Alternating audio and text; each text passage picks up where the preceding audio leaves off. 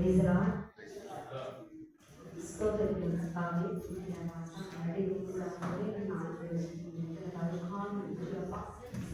அறிந்து சத்தியங்களை எதிர்பார்க்கும் மேலே யார் தகப்பனை ஒவ்வொரு தேவையும் இடைவெளிப்பட்டால் அறியும் செவிக்கிறான்பா இடைவெளிகள் பழியும் இஸ்லாம் சொல்லியிருக்கிற பிதாவே ஆமென். அல்லேலூயா. நம்ம இன்னைக்கு தலைப்பு இரக்கமும் வேதனையும். நமக்கு எல்லாம் பைபிள்ல தெரியும். லூக்கா 16 அதிகாரத்துல 19-31 ஐஸ்வர்யவானும் லாசரும் 2 பேர் இருக்கிறாங்க. லூக்கா 14 என்ன சொல்லப்படுதுன்னா, நான் அந்த வேதத்தை படிக்காம அதை சொல்லிடுறேன். ஐஸ்வர்யவான் தினமும் ரத்தாம்பரம் வேறுபட்ட வஸ்திரமும் தரித்து அனுதினமும் சம்பூர்ணமாய் சாப்பிட்டு வாழ்ந்து கொண்டிருந்தான். அவன் வாசல் அருகே லாசரு பேர் கொண்ட ஒரு தரித்திரன். அவன் பருக்கள் நிறைந்தவனாயும் அவன் பருக்கள் சீழ் வழிந்தது.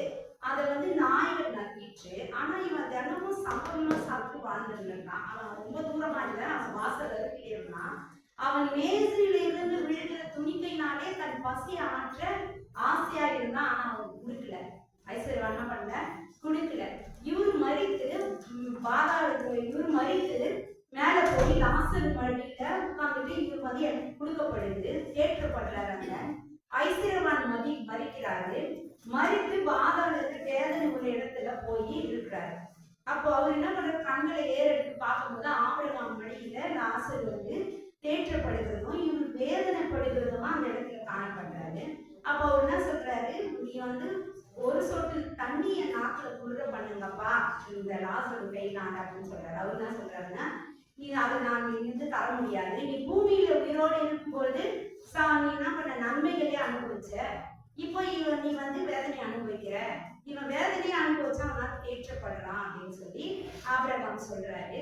அப்ப அவரு என்ன சொல்றாருன்னா, இந்த வேதனை உள்ள இடத்துக்கு எனக்கு 5 சகோதரர்கள் இருக்கிறாங்க. அவங்க இங்க வராதபடிக்கு நீங்க போய் கொஞ்சம் இந்த மரித்தோர்ல இருந்து ஒருத்தர் எழுந்து போய் கொஞ்சம் சுவிசேஷம் சொன்னா நல்லா இருக்கும். அதுக்கு அவர் சொல்றாரு, பூமியில அநேகர் சொல்றாங்க சுவிசேஷம், மோசே தீர்க்கதரிசி சபை எல்லாம் இருக்கு. ஆனா நீங்க அதுக்கு செவி கொடுத்தா போதும், நீங்க ஒருத்தரும் போகக்கூடாதுன்னு அந்த 19-31 வரைக்கும் இந்த சம்பவம் இருக்குது. இப்போ மறிச்சு மேல போன அந்த லாசர் அந்த இடத்துல தேற்றப்படுறாங்கன்னா, இவர் பூமியில இருக்கும்போது தன்னை பத்தி தான் அவர் என்ன சொல்லுதுன்னா, ரத்தம்பாரமும் விலையேறப்பட்ட வஸ்திரங்களும் தரித்து அனுதினமும் சம்பூர்ணமாய் சாப்பிட்டு வாழ்ந்து கொண்டிருந்தார். அப்போ அவர் வாசல் அருகே இருக்கிற லாசருக்கு ஒரு பருகு கூட கொடுக்கணும்னு அவர் மேசையில் இருந்து விழுகிற ஒரு துணிக்கைக்கு பசி ஆற்ற அவன் ஆசையா இருந்தான்னு வேதத்துல நம்ம பார்க்கிறோம். நீர் லூக்கால என்ன சொல்லப்படுறது, அந்த நாவல தண்ணீரை கூட என்ன பண்ண முடியாது. நம்ம இங்க எப்படி இருக்கிறோமோ நம்மளுடைய கிரியைகளை கர்த்தர் ஒவ்வொரு நாளும் கண்டு கொண்டு இருக்கிறார். நம்ம இறக்க செய்தாதான் மற்றவங்களுக்கு நம்ம கர்த்தர்கிட்ட இருந்து இரக்கத்தை பெற முடியும்.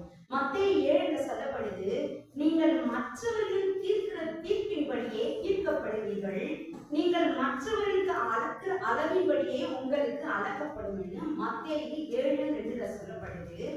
யாக்கோபு 2:13 நம்ம பார்க்கிறோம், ஏனென்றால் இரக்கம் செய்கிறவனுக்கு இரக்கம் செய்யாதவங்களுக்கு இரக்கம் இல்லாத நியாய தீர்ப்பு கிடைக்குமா. நம்ம இங்க இருக்கும்போது இரக்கம் இல்லாம நம்ம இருந்தோம்னா நம்ம மேல போனாலும் நம்மளுக்கு இரக்கம் இல்லாத நியாய தீர்ப்பு கிடைக்கும். நியாய தீர்ப்புக்கு முன்பாக இரக்கம் மேன்மை பாராட்டுமா. அப்போ நியாய தீர்ப்பையே இந்த இரக்கம் என்ன பண்ணுதுன்னா ஜெயிச்சுட்டான். என்ன பண்ணிட்டான்? நியாய தீர்ப்பையே இரக்கம் ஜெயிச்சுட்டான். அப்போ நம்ம எப்படி இருக்கணும்ன்றதுல இந்த உபாசனால நம்ம அநேகமாக சோம் பண்றோம். ஏன் பண்றோம்? நம்மளுக்குள்ள ஒரு பாரம், இந்த ஜனங்களாம் விடுதலை பெற்றுக்கொள்ளணுமே, அந்த ஒரு பாரத்தை ஐஸ்வர்யவான் இருந்ததுன்னா அவனும் ஆபிரகாம் மடியில என்ன பண்ணிருப்பான்? தேற்றப்பட்டிருப்பான்.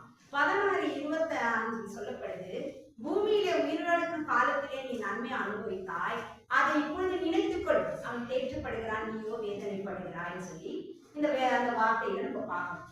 மத்தேயு 8:31 லேகியோன் அநேக அசுத்த ஆவிகள் அவனுக்குள்ள இருந்ததுனால இயேசு அந்த இடத்துல வரும்பொழுது அவனை பார்த்து கேட்கிறாரு. அவன் சொல்றான், என் பேரு லேகியோன், எனக்குள்ள அநேக அசுத்த ஆவிகள் இருக்குதுன்னு சொல்லி.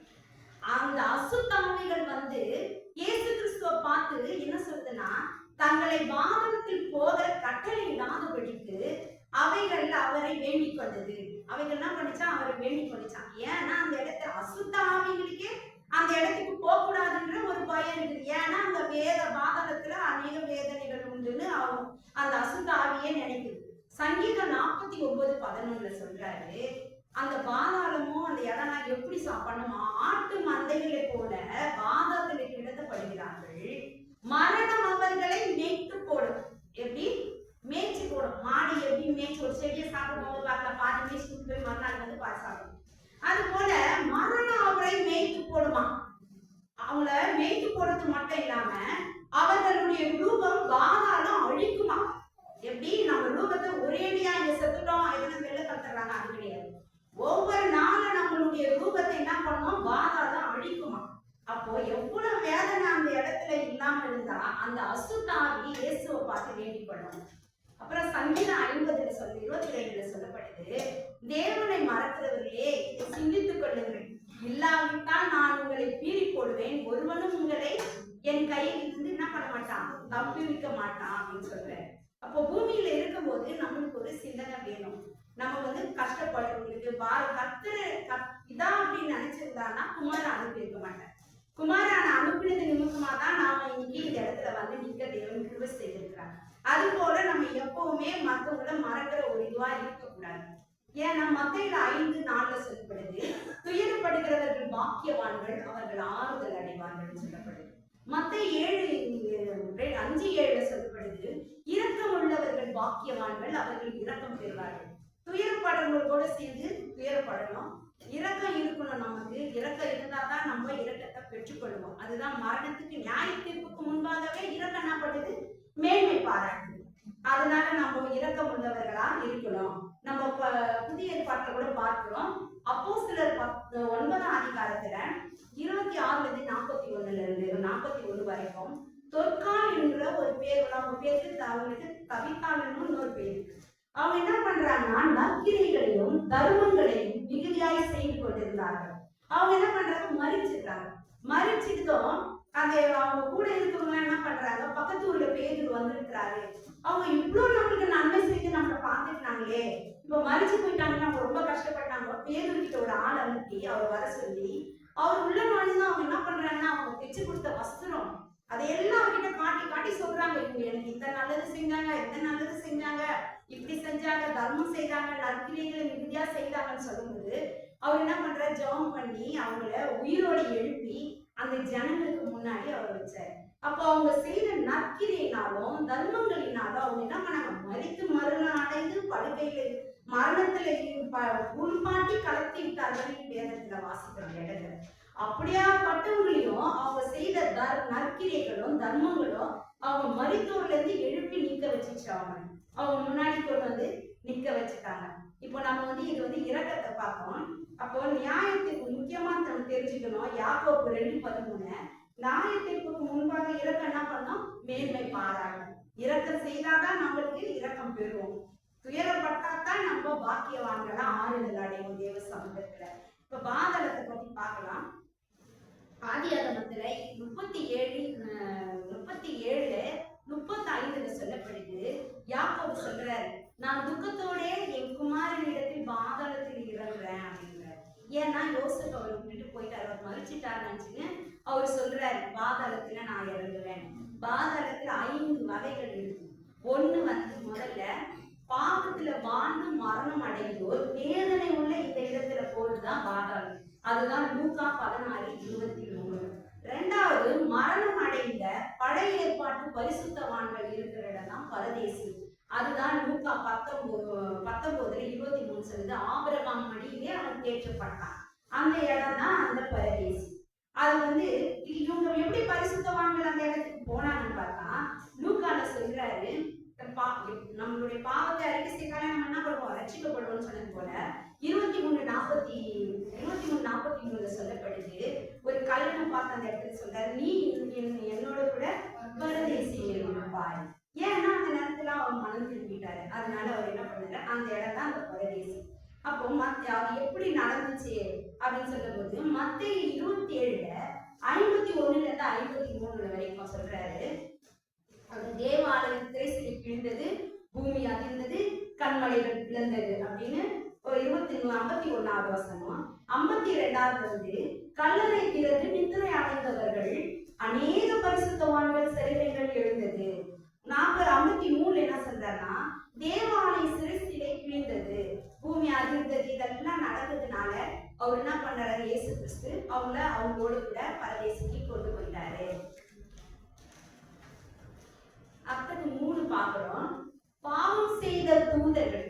யாரு பாவம் செய்த தூதர்கள் என்ன பண்றாங்கன்னா 2 பேதுரு 2:4 சொல்லப்படுது. பாவம் செய்த தூதர்கள் தேவன் தப்ப விடாமல் அந்தகார சங்கிலியினாலே கட்டி நரகத்திலே தள்ளி நியாய தீர்ப்புக்கு வைக்கப்பட்டவர்களாய் ஒப்பு கொடுத்து அவங்கள என்ன பண்ணிக்கிறாரு, தூதர்கள் எல்லாம் வச்சிருக்கிறாரு. அதே மாதிரி யூதா 1:6 சொல்லப்படுது. தங்களுடைய ஆதி மேன்மையை காத்து கொள்ளாதபடிக்கு தங்களுடைய வாசஸ்தலங்களை விட்டு விட்ட தூதர்கள் மகா நாளிலே நியாய தீர்ப்புக்கு சங்கிலியிலே என்ன பண்ண கட்டி அடைத்து அந்த காலத்துல அடைக்கிறார். அப்ப நம்மளுக்கு தேவன் ஒரு மகிமையான வாசஸ்தலத்தை கொடுத்திருக்கிறார். நாமளே தேவனுடைய ஆலயமா இருக்கிறோம். நம்மளுடைய கிரியைகள் எப்படி இருக்கணும், நம்ம இந்த பாஸ்டிங் போன்ற நேரத்துல நம்ம நம்மளே ஆராய்ந்து அறிஞ்சு பார்த்துக்கணும். நம்மளுக்காக வாழ்ந்தோம், நம்மளுக்காக மறித்தோம்னா ஐஸ்வர்வான் கூட வேதனை உள்ள இடத்துக்கு தான் நம்ம போவோம். அப்ப தூதர்களை கொண்டு போய் என்ன பண்ணிட்டாரு, இந்த இடத்துல வச்சுட்டாரு. 4 என்ன சொல்லப்படுதுன்னா பல அசுத்த ஆவிகள் அடைத்து வைக்கப்பட்டிருந்த இடத்துக்கு பேர் அபிஸ்னு ஒரு புத்தகத்துல படிச்சேன். கிறிஸ்துவின் 2ஆம் வருகையின் போது தோற்கடிக்கப்பட்ட சாத்தான் இந்த இடத்திலே கட்டி வைக்கப்படுவான். அதுக்கு நீதிமொழிகள் 15:11 என்ன சொல்லப்படுதுன்னா பாவலமும் அழிவும் கர்த்தரின் பார்வைக்கு பிரதாட்சமா இருக்குமா. அப்ப கர்த்தரின் பார்வைக்கு அது பிரதாட்சமா தான் இருக்குது. நம்மளை உண்டு பண்ணி நம்மளுக்கு வேதத்தை குத்துக்கிறாரு. இந்த வேதத்துல என்ன பண்ணோம், நம்மள என்ன செய்யணும் செய்யக்கூடாது தெரியலன்னா நம்மளுக்கு வேதத்தை குத்துக்கிறாரு. ஓமைகளை அநேக காரியங்களை நம்மளுக்கு வெளிப்படுத்தி கொடுக்கிறாரு. அப்ப நம்ம என்ன பண்ணணும், அந்த வேதத்தை வாசிக்கிறவங்க வெளியே இருக்கிறவங்க அவங்களுக்கே ஒரு நம்பிக்கை இருக்குது. மறிச்சா நானு இந்த மாசத்துல மட்டும் நேரம் வந்துட்டு போயிடுவேன். அப்போ நமக்கு கிறிஸ்துவுக்குள்ள இருக்கிற நமக்கு அவர் பட்ட பாடுகள் ஒவ்வொரு நாளும் நமக்கு முன்னாடி இருக்கும் பொழுது அப்ப அவர் இதுக்கெல்லாம் எதுக்கு இந்த வேதனை எல்லாம் பட்டாரு நம்ம ஒவ்வொரு நாளும் நம்ம யோசிச்சுக்கணும். அப்போ 19 வெளிப்படுத்தல 9 சொல்றாரு 1-13 வரைக்கும் நீங்க அதை படிச்சுட்டு வீட்டுல போயிட்டு. நான் இப்ப 3ஆம் அதிகாரம் படிக்கிறேன். இந்த அவர் நான் 2ஆம் வருகை போயிட்டா. ஃபர்ஸ்ட் கிறிஸ்து குமாரனா குழந்தையா வந்தாரு. 2வது இப்ப போயிட்டாருன்னா இருக்கிற ஜனங்களுக்கு என்ன வேதனை கிடைக்கும்னு பாருங்க. 3ஆம் வசனத்துல வெட்டுக்கிளிகள் புறப்பட்டு பூமியின் மேல் வந்து அவைகளுக்கு பூமியில் உள்ள தேள்களின் வல்லமை கொப்பான வல்லமை கொடுக்கப்பட்டது. எப்படி வெட்டுக்கிளிக்கு தேளுடைய வல்லமை கொடுக்கப்படுமா. 9:4 என்ன சொல்லப்படுதுன்னா புல்லையும் மரத்தையும் சேதப்படுத்தாமல் அது என்ன பண்ணோம், தங்கள் புல்லு மரம் இதெல்லாம் சேதப்படாம மனுஷன் மட்டும் தான் சேதப்படும். அதுக்கு ஒரு எக்ஸாம்பிள் கொரோனா மரம் செடி கொடி தண்ணி எல்லாம் இந்த பொல்யூஷன் இல்லாம அது இல்லாம எல்லாமே நல்லா சுத்தமா நல்லா ஆயிடுச்சு. நம்மளுக்கு காத்து இல்லாம அந்த காத்தெல்லாம் நல்லா சுத்தமான காத்து ஆயிடுச்சுன்னு சொல்லி நம்ம பார்த்தோம் நியூஸ்ல எல்லாம். அப்போ மரத்தையும் புல்லையோ பூண்டையோ என்ன பண்ணாது, அது சேதப்படுத்தாது. அதுக்கு எசேக்கியேல் என்ன சொல்லுதுன்னா 9:4 சொல்லப்படுது. எசேக்கியேல்ல அவர் இப்ப இருக்கிற ஜனங்களுக்காக நம்ம பரிதவிக்கலாம். அந்த வசனத்துல என்ன சொல்றாருன்னா நீ இப்போ எருசலேம் நகரம் முழுவதையும் சுத்தி பார்த்துட்டு அங்க அழிஞ்சு போற பாவத்துல இருக்கிற ஜனங்களுக்காக அவங்க மகனும் வருந்தி அழுதாட்டா பாரு, அழுகுங்களா பாருங்க, பெருமூச்சு விடுகிறவங்க மனுஷனை யாருன்னு பாரு, அவங்க நெற்றில நீ அடையாளம் போடுன்னு கர்த்தர் சொல்றாரு. எசேக்கியேல் 9:4. அப்போ நம்ம ஒவ்வொரு நாளும் இந்த 4 இதுல சொல்லப்படுது நெற்றிகளிலே தேவனுடைய முத்திரையை தரித்த மனுஷரை மாத்திரம் சேதப்படுத்த அவனுக்கு உத்தரவு கொடுக்கிறார். யாருக்கு, அந்த வெட்டுக்கிளிக்கு மனுஷனை சேதப்படுத்த மாற்றம் தான் என்ன பண்ணிக்குது, உத்தரவு கொடுத்துருக்குதான். மரம் செடி கொடி எல்லாம் இல்லை. ஏன்னா அதுலயும் விசேஷமா தேடி கண்டுபிடிச்சு சொல்றாரு, மனுஷன் நெத்தியில முத்திரை போட்டுருக்குதா. அப்போ நம்ம பட்ட ஜனங்களுக்காக அழிந்து போற ஜனங்களுக்காக நம்ம பரிதவிச்சாதான், பெருமூச்சு விட்டு ஒவ்வொரு நாளும் நம்ம ஜெபித்தாதான் நம்ம நெற்றியில அந்த முத்திரை போடப்படும் பொழுதுதான் நம்ம அந்த இடத்துல போகும்போது அவன் சேதப்படுத்த நம்மளுக்கு என்ன இல்லை, அவனுக்கு அதிகாரம் இல்லை. அந்த மாதிரி நாம ஒவ்வொரு நாளும் ஒவ்வொருவருக்காக பரிதவிக்கிற ஜனங்களா நம்ம இருக்கணும். 6ல சொல்லப்படுறாரு, மனுஷர்கள் சாவை தேடியும் காணாதிருப்பார்கள். சாவோ அவர்களை என்ன பண்ணாங்க, அவங்க சாவை தேடுவாங்க. அதனால இப்போ தேள் கொட்டினவங்களா தான் அந்த அனுபவம் தெரியும். தேள் கொட்டினா இன்னைக்கு தேள் கொட்டினா அந்த வலி வந்து நாளைக்கு வரைக்கும் இருக்கும்னு சொல்லுவாங்க. அப்படியே விறு விறு விறு விறு விறு விறு விறுன்னு ஏறும்னு சொல்லுவாங்க. அப்ப அந்த தேள் கொட்டி கொட்டி கொட்டி கொட்டி வைக்கமா. அதுக்கு எவ்வளவு டைம் கொடுக்குறாருன்னா, ஒரு நாள் இல்ல 2 நாள் இல்ல 5 மாதம் அளவு அது என்ன பண்ணும், சரி வேதனைப்படுத்த அதுக்கு உத்தரவு கொடுக்கப்பட்டிருக்கு. ஒரு நாளைக்கு தேள் ஒரு நாளே நம்மளால என்ன பண்ண முடியாது, சமாளிக்க முடியாது. 5 மாதம் அளவு அந்த தேடி கொட்டி கொட்டி கொட்டி கொட்டி நம்மளை வேதனைப்படுத்தினா அப்பதான் சாவை தேடி ஓடும் ஜனம். ஆனா சாவோ அவங்களுக்கு விலைக்கு ஓடி போயிடும். அப்போ அந்த நிலைமை எவ்வளவு ஒரு கஷ்டமான நிலைமை. இப்பயே நம்ம வந்து யோசிச்சுக்கணும். தயவுசெய்து சொல்றேன், இந்த கர்த்தர் வந்து ரட்சிப்புக்குள்ள வராம இருக்கிற ஜனங்களுக்கு பெரிய நாயத்துக்கு நாள்ல இப்படியான ஒரு வேதனை எல்லாம் இருக்குது. இப்பயே மனம் திரும்புங்க. இது ஒரு தயவான என்னுடைய வேண்டுகோள். குடும்ப சூழ்நிலை இருக்கலாம், அதை காட்டிலும் கர்த்தர் பெரியவரா இருக்கு நம்ம அதுல. அதனால நம்ம இந்த வேதனைக்குள்ள, ஏன்னா இப்ப நம்ம ஒருத்தர் ஒரு சகோதர சகோதரியா பழகிறோம், இந்த வேதனைக்குள்ள நீங்க யாரும் போயிடக்கூடாதுன்ற ஒரு அங்கலாய்ப்புலதான் நான் வந்து இந்த நாளை சொல்றேன். கர்த்தர் ஆசீர்வதிப்பாராக. அப்படியாப்பட்ட நேரங்களை கூட்டி கொடுப்பாரு. அது வந்து என்ன சொல்லுதுன்னா 10 அந்த வெளிப்படுத்தல் 9:10 என்ன சொல்றாருன்னா, அவைகள் தேள்களின் வாள்களுக்கு ஒப்பான வாள்களையும் அந்த வாள்களில் கொடுக்குகளையும் உடையதா இருக்கும். அவைகளுக்கு 5 மாதம் அல்லவும் மனுஷரை சேதப்படுத்துகிறதுக்கு அதிகாரம் உடையதா இருக்கும்.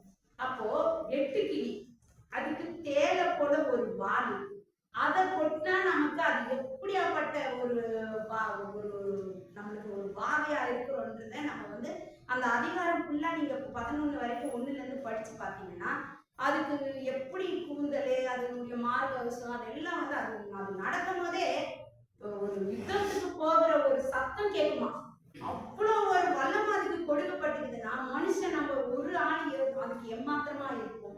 இந்த நேரத்துல அதை வந்து நம்ம வந்து ஒரு நிமிஷம் நம்ம வந்து நினைச்சு பார்த்துக்கணும். பார்த்து கர்த்தருக்கு மனம் திரும்புதலோ நம்ம ரட்சிக்கப்பட்டு கூட இருக்கலாம். ஆனா தேவன் சொன்னது போல நாம மாத்திரம் வாழ்ந்தோம், நாம மாத்திரம் இருந்தோம், நாம மாத்திரம் போனோம்னா நம்மளுக்கு இந்த காரியங்கள் எல்லாம் நமக்கு வரும். இது வந்து 4வது.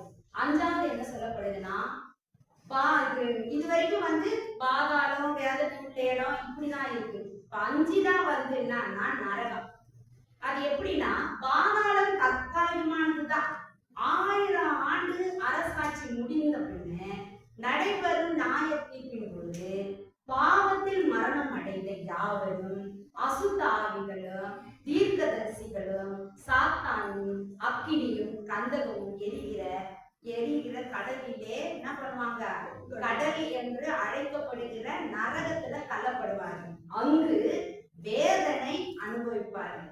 அந்த ஜனம் என்ன பண்ணுது, வேதனை இருக்கும். அந்த வேதனையை நம்ம என்ன பண்ணக்கூடாது, அனுபவிக்க கூடாது. அப்படின்னா நம்ம இப்போ வெளிப்படுத்தினல் 20ல 1:10 இருந்து வெளிப்படுத்தினல் 20:10 இருந்து 15 வரைக்கும் நம்ம பார்க்கலாம். மேலும் அவர்களை மோசம் போக்கின பிசாசானவன் மிருகமும் தீர்க்கதரிசியுமா இருக்கிற இடமாகிய அக்கினியும் கந்தவுமான கடலிலே தள்ளப்பட்டான். அவர்கள் இரவும் பகலும் சதா காலங்களிலும் பாதிக்கப்படுவார்கள். பின்பு நான் ஒரு பெரிய வெள்ளி சிங்காசனத்தையும் அதன் மேல் வீற்றிருக்கிறவரையும் கண்டேன். அவருடைய சமூகத்திலிருந்து பூமியும் வானமும் அகன்று போயின. அவைகளுக்கு இடம் காணப்படவில்லை. இப்போ இங்க என்ன சொல்லப்படுதுன்னா, மோசம் போக்கின பிசாசானவன், மிருகம், கடற்கீசிகள் எல்லாரும் அந்த இடத்துக்கு என்ன பண்ணுவாங்க, வந்துருவாங்க. அதுக்கு அடுத்தது வெள்ளை சிங்காசனம், நியாயத்திற்கு. அதுதான் 1000 வருஷம் அரசாட்சி. இப்போ இதுல எல்லாம் தப்பிச்சாக்க நம்ம என்ன பண்ணுவோம், அதுல போய் மாட்டிப்போம். அப்ப என்ன பண்ணோம்னா 12ல சொல்லப்படுது, மரித்தோராகிய சிறியோரையும் பெரியோரையும் தேவனுக்கு முன்பாக நிற்க கண்டே. அப்பொழுது புஸ்தகம் திறக்கப்பட்டன. ஜீவ புஸ்தகம் என்கிற வேறொரு புஸ்தகம் திறக்கப்பட்டது.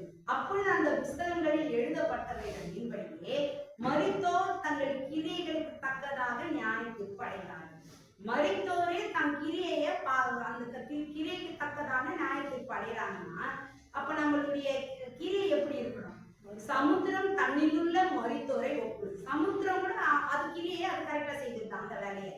அவங்க என்ன பண்ணுது, தன்னுக்குள்ள வந்து மரண அடைவுகள்லாம் ஒப்பு கொடுத்துது. மரணமும் பாதாளம் தங்களில் உள்ள மரித்தோரை ஒப்பு கொடுத்துச்சு. யாவரும் தங்கள் தங்கள் கிரியைகளின்படியே நியாயத்திற்கு அடைகிறார்கள். இப்ப ஐஸ்வர்யவான் கிரியை பார்த்துதான் அவன் வேதனை உள்ள இடத்துல போயிட்டான். அப்ப நம்மளுடைய கிரியையை நம்ம ஒவ்வொரு நாளும் நிதானித்து பார்க்கணும். நம்ம கிரியை எவ்வளவு முக்கியமானதுன்னு நம்ம இந்த நேரத்துல பார்க்கணும். நம்ம அந்த வேதனை உள்ள இடத்துக்கு போக கூடாது. அது அடுத்த வசனம் சொல்லப்படுது 14. அப்பொழுது மரணமும் பாதாளமும் அக்கினி கடலிலே தள்ளப்படும். இதுவே இரண்டாம் மரணம். ஜீவ புஸ்தகத்தில் எழுதப்படாதவன் காணப்படுகிறவன் எவனோ அவன் அந்த அக்கினி கடலிலே தள்ளப்படுவான். அப்போ ஜீவ புஸ்தகத்துல தயவுசெய்து உங்க பேர்லாம் எழுதப்படணும். கர்த்தருக்கு மகிமை உண்டாகட்டும். ஏன்னா நீங்க இந்த வேதனை உள்ள இடத்துக்கு என்ன பண்ணக்கூடாது, போகக்கூடாது. எப்பொழுதும் நம்ம கர்த்தரை நோக்கி ஒவ்வொரு நாளும் நாங்க இங்க ஜபிக்கிற ஜபங்கள், ஒவ்வொரு குறிப்புக்காக ஜபிக்கும் பொழுது அந்த நம்ம ஜபிக்கிற ஜபம் அநேக காரியங்களை செய்யும். சொல்லும் ஒரு சிம்பிள், இந்த வசந்த நகருக்கு இந்த மழை காலத்துல போக முடியாது.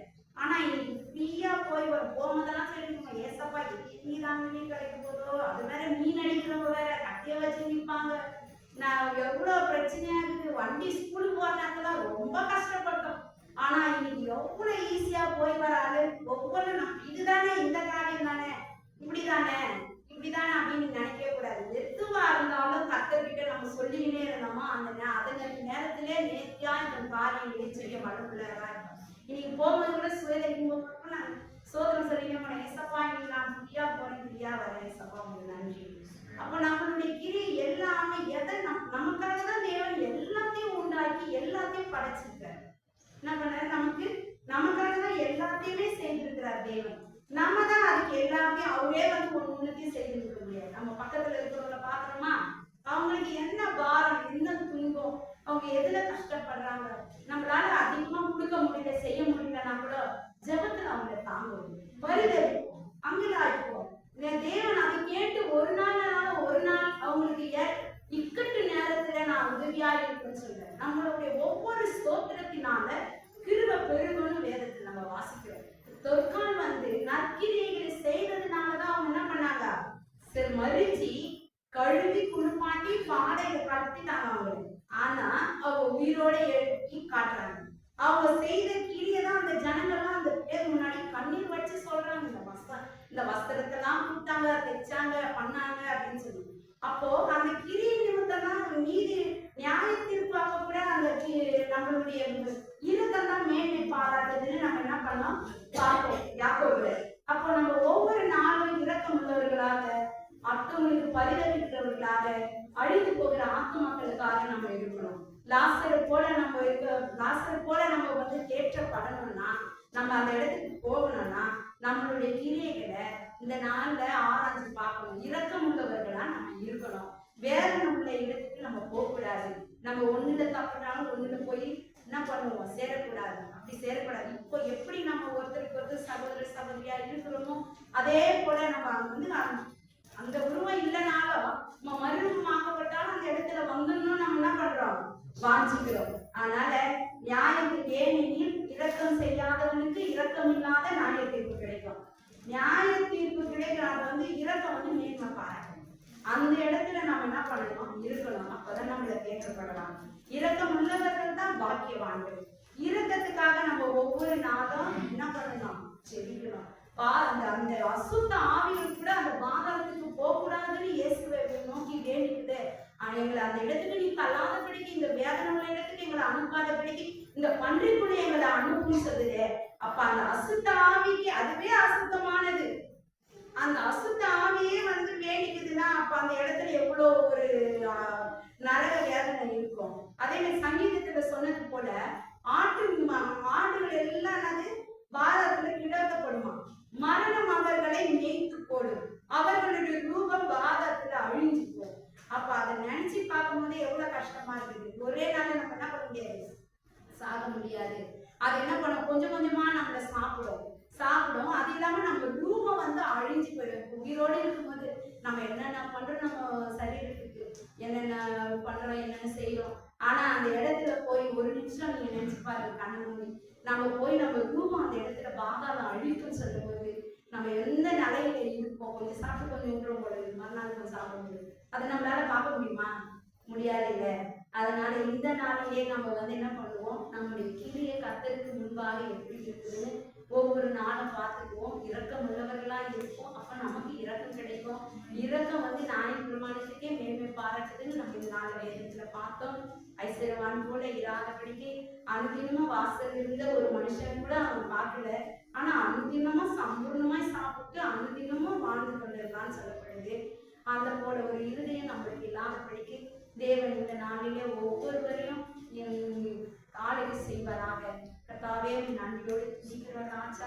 ஏசப்பா நீங்க ஆளுகை செய்யுங்கப்பா. இந்த வேதனை உள்ள இடத்துக்கு நாங்கள் புதாமப்படுத்தி எங்கள் தேவன் சாமிய ராஜா எங்களை இந்த நாளிலே ஆண்டவர் இப்படியான வார்த்தை மூலமாய் ஆண்டவர் மரணம் உங்களை மீட்டு போடும், பாதாளம் உங்களை அழிக்கும் என்று சொல்லப்பட்டிருக்கிறது ராஜா. இப்படியான ஒரு நிலையில ஆண்டவரை வைக்காதபடிக்கு எங்கள் தேவன் தாமே ராஜா எங்களை இதனாலேயே சீர்படுத்துங்கப்பா. ஆண்டவரே எங்க உச்ச கரைகளை மன்னிங்கப்பா. நாங்க பரிதவிக்காத நேரங்களை மன்னிங்கப்பா. ஆண்டவரே இனி நாங்கள் ஒவ்வொரு நேரமும் மற்றவர்களுக்காக பரிதவிக்க ஒரு இருதயத்தை எங்களுக்கு கொடுங்க ராஜா.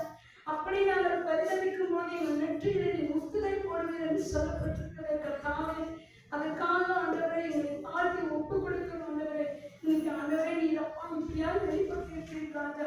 உமக்கு நன்றி செலுத்துகிறோம். இந்த உபாச நாளிலே நாங்கள் எங்களுக்கு ஜெபத்தை கொடுத்து ஒவ்வொரு நாளும் நடத்துகிறீர்களே கர்த்தாவே, அதற்காக குடாம்படி ஸ்தோத்திரம். நாங்கள் ஒவ்வொரு நாள் ஜெபிக்கிற ஜெபத்தின் நிமித்தம் எங்கேயோ ஒரு ஆத்மா விடுதலை பெற்றுக்கொள்வது நாங்கள் விசுவாசத்தை நாங்கள் செபிக்கிறோம். ஆண்டவரே அற்பமான ஜெபங்களை தள்ளாத என் கர்த்தர் அப்பா அப்படியே விடுதலை காத்துக்கொள். இங்கே முடிக்கொள்.